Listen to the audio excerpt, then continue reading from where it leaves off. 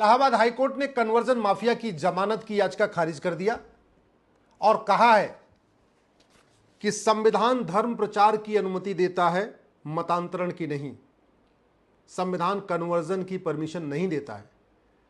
पहली बार भारत की किसी हाईकोर्ट ने यह स्पष्ट कह दिया है और संविधान की सही व्याख्या किया है कि हमारा संविधान धर्म पालन का अधिकार तो देता है लेकिन धर्मांतरण का अधिकार नहीं देता। यह बात मैं पिछले कई वर्षों से कह रहा था, लेकिन सबको लगता था कि मैं एक नई इंटरप्रिटेशन कर रहा हूं। मैं माननीय जज साहब को धन्यवाद दूंगा, इलाहाबाद हाईकोर्ट को धन्यवाद दूंगा कि उन्होंने पहली बार देश में 75 साल के इतिहास में पहली बार आर्टिकल 25 की सही व्याख्या किया है और उन्होंने कहा है कि संविधान धर्म पालन का अधिकार देता है, धर्मांतरण का नहीं। लेकिन सवाल यह है कि क्या केवल याचिका बेल खारिज कर देने से धर्मांतरण रुक जाएगा? क्या वर्तमान कानून धर्मांतरण रोकने के लिए पर्याप्त है? क्या मेरा यह मानना है न तो 2-4 लोगों को जेल में डालने से धर्मांतरण रुक जाएगा और न तो आज का कानून धर्मांतरण रोकने के लिए पर्याप्त है। सबसे पहले धर्म और रिलीजन को डिफाइन करने की जरूरत है कि धर्म क्या होता है, रिलीजन क्या होता है। जो इक्वेलिटी को मानता है, जस्टिस को मानता है, लिबर्टी को मानता है, फ्रेटर्निटी को मानता है, यूनिटी को मानता है, नेशनल इंटीग्रेशन को मानता है, वसुधैव कुटुंबकम को मानता है, उसको धर्म कहते हैं। यानी हिंदू धर्म है, हिंदू पंथ नहीं, हिंदू रिलीजन नहीं है। दूसरी तरफ इस्लाम और क्रिश्चियनिटी वो वसुधैव कुटुंबकम को नहीं मानते, सर्वपंथ संभाव को नहीं मानते, सभी महिला सभी पुरुष को एक समान नहीं मानते। हिंदू सभी पंथ वालों को एक समान मानता है। हिंदू में कहीं नहीं लिखा है कि हिंदू बनोगे तभी स्वर्ग जाओगे, हिंदू नहीं बनोगे तो नरक में चले जाओगे।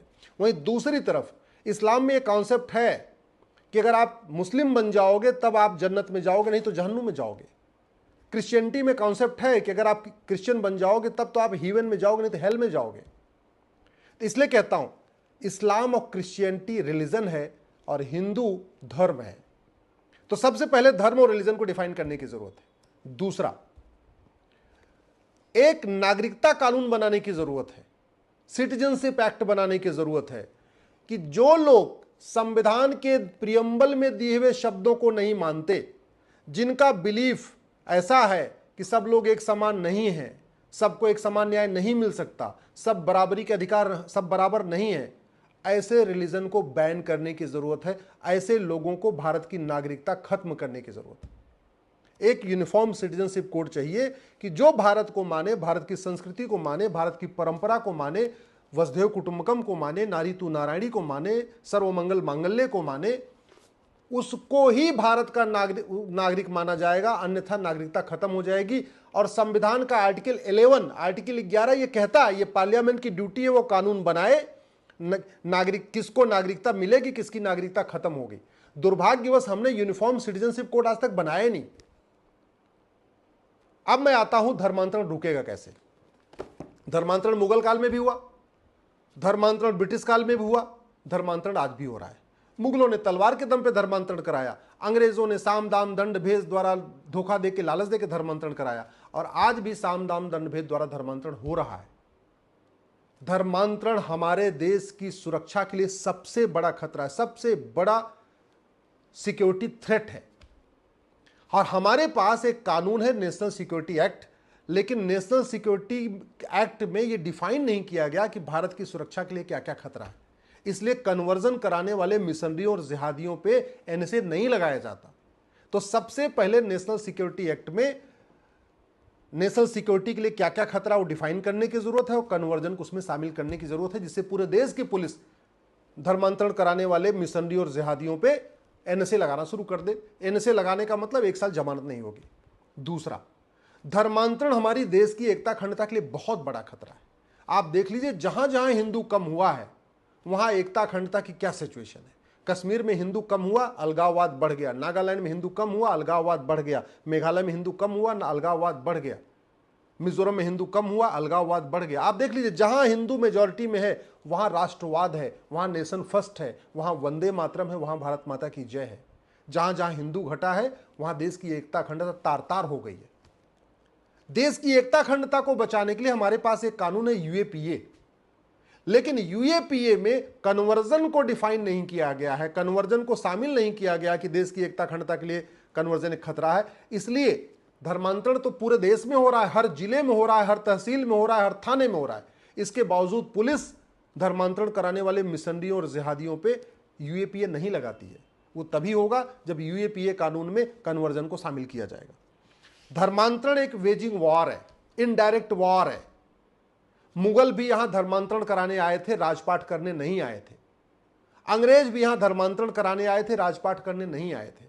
राजपाट तो उनको चाहिए था देश को लूटने के लिए, लेकिन उनका अल्टीमेट टारगेट था यहां पे पूरे देश सारे हिंदुओं को क्रिश्चियन बनाना। मुगल यहां लूटने तो आए थे, लेकिन अल्टीमेट उनका टारगेट लूट नहीं था, अल्टीमेट टारगेट था यहां पे सभी हिंदुओं को मुस्लिम बनाना। ऐसे में जब ये हमारे एक तरीके से ये इनडायरेक्ट वॉर है, जैसे मुगल वॉर कर रहे थे, डायरेक्ट वॉर कर रहे थे, अंग्रेज डायरेक्ट वॉर कर रहे थे, ये कन्वर्जन इनडायरेक्ट वॉर है। और इनडायरेक्ट वॉर से निपटने के लिए हमारे इंडियन पिनल कोड में भी प्रावधान था, नई वाली भारतीय न्याय संहिता में भी प्रावधान है, उसको कहते हैं वेजिंग वॉर।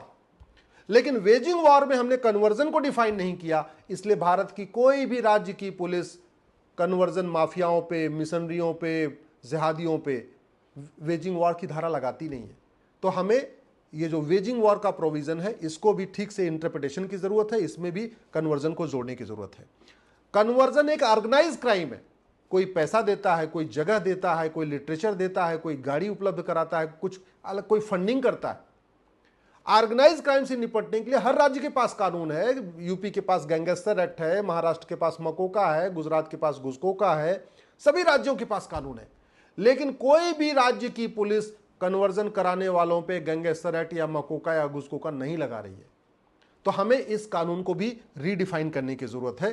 कन्वर्जन सबसे बड़ा देशद्रोह है, क्योंकि जो लोग वसुधैव कुटुंबकम को मानते हैं, नारी तू नारायणी को मानते हैं, सर्वोपन संभाव को मानते हैं, सबका साथ सबका विकास मानते हैं, सबको एक बराबर मानते हैं, ऐसे लोगों को ऐसे रिलीजन में कन्वर्ट कर देना जो सबको बराबर मानते ही नहीं, ऐसे रिलीजन में कन्वर्ट कर देना जिसकी जो बेसिक बिलीफ है, जिसका बेसिक फेथ है, वो कॉन्स्टिट्यूशन के बिल्कुल खिलाफ है।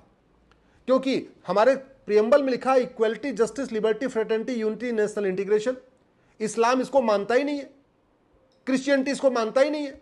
इस्लाम में सबसे पहले इस्लाम है, यूनिटी नेशनल इंटीग्रेशन है ही नहीं है, जस्टिस है ही नहीं है, सब एक समान है, ऐसा कॉन्सेप्ट ही नहीं है। तो भारत के लोगों को, हिंदुओं को इस्लाम में और क्रिश्चियनिटी में कन्वर्ट करना सबसे बड़ा देशद्रोह है, क्योंकि इस्लाम और क्रिश्चियनिटी का जो बेसिक थीम है वो हमारे संविधान के प्रियम्बल के बिल्कुल खिलाफ है। दुर्भाग्यवश देशद्रोह की धारा भारतीय न्याय संहिता में भी है, लेकिन चूंकि देशद्रोह को डिफाइन नहीं किया, देशद्रोह में कन्वर्जन शामिल नहीं किया, इसलिए पूरे देश में 800 जिले हैं, एक भी जिले की पुलिस ने आज तक देशद्रोह की धारा नहीं लगाई। कन्वर्जन के लिए विदेशी फंडिंग होती है, लेकिन हमने न फंडिंग कराने वालों को जेल में डाला, न फंडिंग लेने वालों को जेल में डाला। तो धर्मांतरण तभी रुकेगा जब धर्मांतरण कराने वाले मिशनरियों और उनके मददगारों, केवल जो कन्वर्ट करते हैं उनको नहीं, जो उनकी मदद करते हैं डायरेक्ट इनडायरेक्ट, कोई उनको फर्जी डॉक्यूमेंट बना के उनकी मदद करता है, कोई उनको पैसा दे के मदद करता है, कोई लिटरेचर दे के मदद करता है, कोई उनको जमीन दे के मदद करता है, कोई विदेशों से फंडिंग करा के मदद करता है, कोई भारत के अंदर से फंडिंग करा के मदद करता है।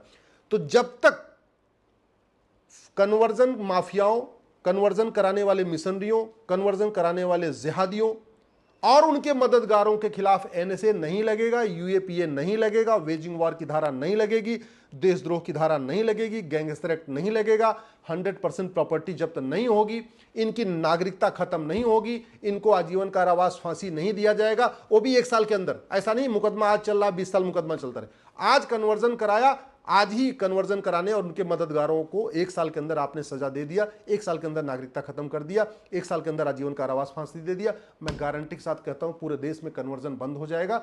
नहीं तो कन्वर्जन नहीं रुकेगा, और कन्वर्जन नहीं रुका तो याद रखिएगा भारत बर्बाद हो जाएगा। जैसे अफगानिस्तान गंधार बर्बाद हो गया, के पाकिस्तान बन गया, ईस्ट बंगाल बांग्लादेश बन गया, जैसे कश्मीर हमारे हाथ से निकल गया, नागालैंड निकल गया, मेघालय निकल गया, मणिपुर निकलने वाला है, मिजोरम निकल गया, ऐसे पूरा भारत हमारे हाथ से निकल जाएगा।